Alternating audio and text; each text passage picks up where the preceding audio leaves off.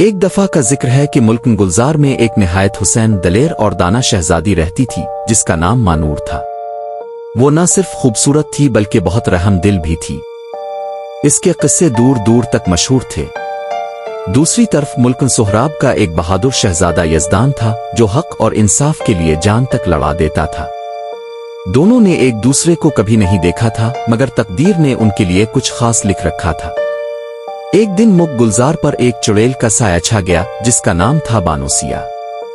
وہ کبھی ایک انسان تھی، ایک نوجوان لڑکی جو اپنی سچائی پر دنیا سے دھوکا کھا گئی۔ وہ لوگوں کے ظلم سے بد دل ہو گئی اور اس کا دل پتھر بن گیا۔ اب وہ خوبصورت چہروں اور نیک دلوں سے نفرت کرنے لگی تھی۔ چڑیل نے ایک رات محل پر حملہ کیا اور شہزادی مانور کو اپنے جادو سے ایک قید خانے میں قید کر لیا جو آئینے سے بنا تھا، ایسا قید خانہ جس میں قیدی کو صرف اپنی کمزوریاں دکھائی دیتی تھیں۔ چڑیل نے اعلان کیا، اگر کوئی شخص واقعی شہزادی کو بچانا چاہتا ہے تو اسے آئینے کے اس جادو کو توڑنا ہوگا، اور وہ صرف وہی توڑ سکتا ہے جو اپنی ذات کی سچائی کو قبول کر لے۔ جب یہ خبر شہزادہ یزدان کو ملی وہ فوراً سفر پر نکلا۔ راستے میں وہ کئی فریبوہے سے گزرا۔ ایک مقام پر اسے کہا گیا کہ اگر وہ اپنی ماضی کی غلطیوں کا سامنا نہ کرے تو وہ کبھی قید خانہ نہیں پہنچ سکے گا۔ یزدان نے اپنی آنکھوں سے آنسو بہائے، اپنے کیے ہر پچھتاوے کو یاد کیا اور خود کو معاف کیا۔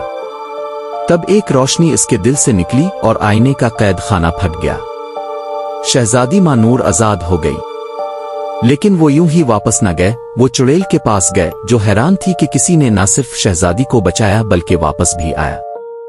یزدان نے نرمی سے کہا، بانو سیا، تمہارا درد سچا ہے مگر اس کا حل نفرت نہیں بلکہ وہ محبت ہے جسے تم نے کھو دیا۔